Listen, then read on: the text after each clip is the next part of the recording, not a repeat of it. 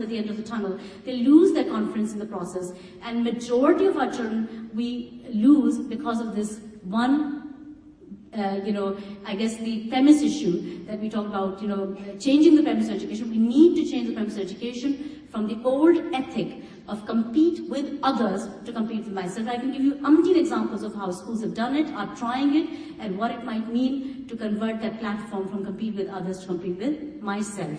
And in addition, excellence in all things can mean things like, recognizing the potential of every single child in the class to become great. Every child is special, every child has special talents, God-given faculties. They're not going to all get 100% marks in mathematics, but everyone can be a successful member of a family, successful member of a community, successful member of the world.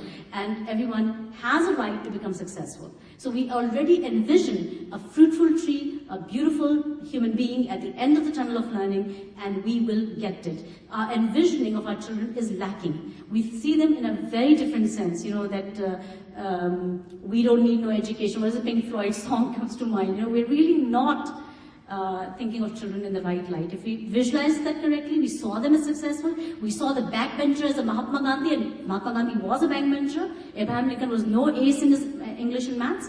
And yet, these are the people who wrote history. Where are the people of metal? Where are the people with character? Where are the people with their roots really strong?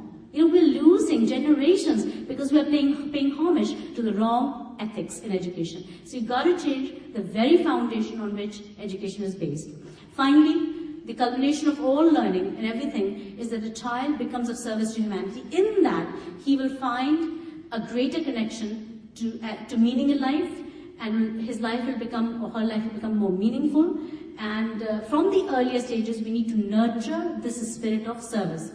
In pre-primary, for example, the Casa di Bambini concept has it that the older children help the younger ones, or they help each other. And so they're, polishing their shoes and tying each other's knots and showing each other things.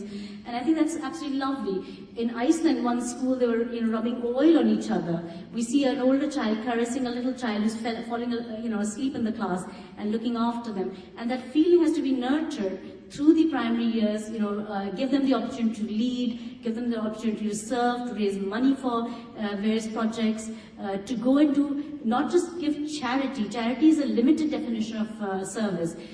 It always implies that I have something and you don't.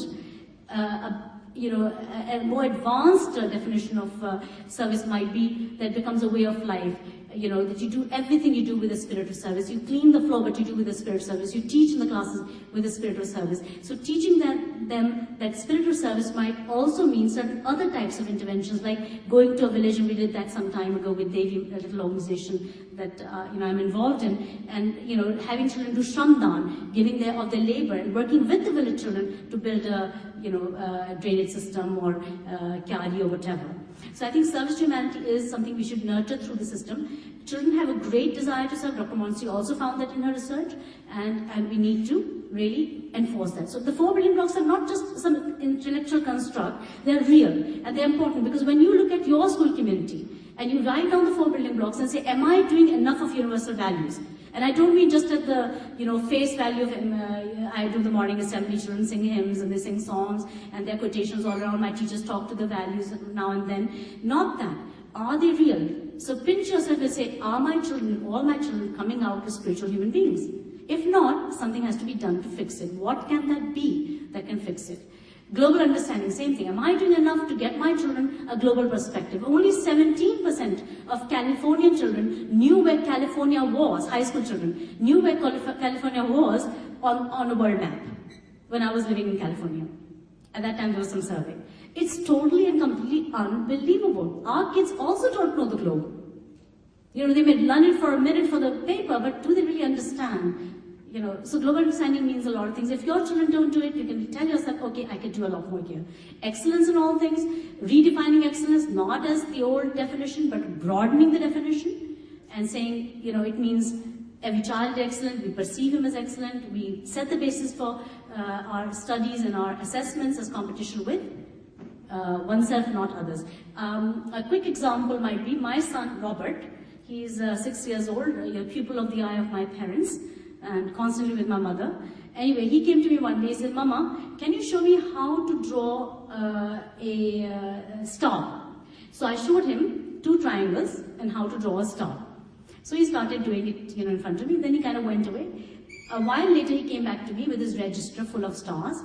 And I saw that he had ticked some of them and he had crossed some of them. So I said to Robert, Robert, what's going on? He said, Mama, can't you see all these done that I've ticked, with this right sign are the ones I did well. The ones I've crossed out, I did badly. You see, my teachers are not allowed to mark children very good, well done, stars. All these things are wrong. Because what they're saying is, come to me if you want to know if you've done good work. How about building the inner tools in the children so they can evaluate themselves and say, I have done well. I was so proud that my son could, little one, now he's 6, but this was about maybe 2 years ago, and he could come to me and distinguish himself, what he did well, what he didn't do so well. So I called up Parvati, the great teacher, and I said, Parvati, well done, this is totally amazing. And so slowly, it's a change process. Your teachers will come into it with their own realization that, okay, something is happening that's different. Children will start to be acting differently. They will, they come to you and say, ma'am, this is very good likh dijiye, please, ma'am. My father will say, acha, ma'am ne very good likha. You say, great, there's stars here, why don't you just color a few stars yourself, or make yourself stars. If you feel you've done a good job, grand. Do you think you've done a good job? Yes, ma'am, I've done a good job. Okay, give yourself stars. Then you might turn a few pages and say, okay, Robert, 4 pages ago, did you do this better or did you do this better? Mom, I did that better. Okay, you did that better. So you could make this better too. So compete with yourself. Keep improving your standard. Slow down to focus on beauty and perfection. Though my presentation is fast, because I was given very little time, but, sure? Okay, are you all with me? Do you want me to slow down a bit? Or rush through at the same speed? Okay, so, where was I? Assessments.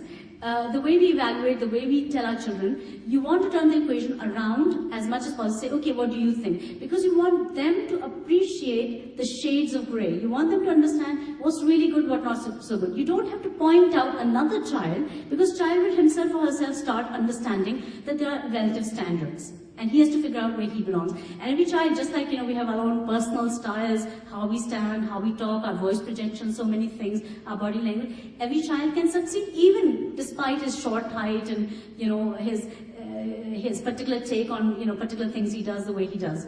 So they start to see that every child is different, and they start to not compare with each other. And I think that's where you start to see success, and that would be checking that you're doing right things in excellence in all things.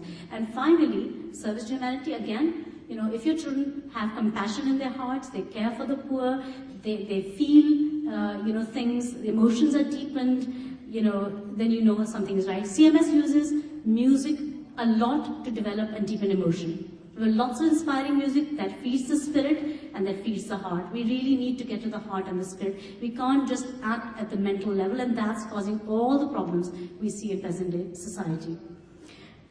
So in essence, the 4 building blocks lead to 4 main outcomes. The spirit to be who I am, heart to love, mind to know, and body to do. It's somewhat similar to the UNESCO Delors report. Some of you might have come across that, but it's still profoundly different. For example, they define, learning to know each other. That is your global understanding. I say global understanding. The difference is in the interpretation, because they talk about, for example, flags, foods, and flags, foods, and festivals of different countries. You're sitting in one country and you're seeing everybody's wearing jeans. In another country, they're wearing jeans as well. Nowadays, to say, okay, the Japanese wear the kimono and eat this kind of Japanese food is not reality. We eat Japanese food right here in Lucknow. So we can't continue to think of multicultural education as education of the heart. The love for each other will not come from stereotypifying people and saying so-and-so is such, and such and such is that. That may increase, though they didn't mean it quite in that way, I'm sure. And educators are doing a much finer job of it. But just to be absolutely clear, it is hard to love, and it's not mind. I know the festivals, I know the foods, and I know the, this and that. It's not about knowledge, it's about loving and caring, and so forth. Where do we begin a process of change? National boards, yeah, they're doing what they can, mostly being led by crises. Government policy, they've become gatekeepers to the old, although we have very nice NCF 2005.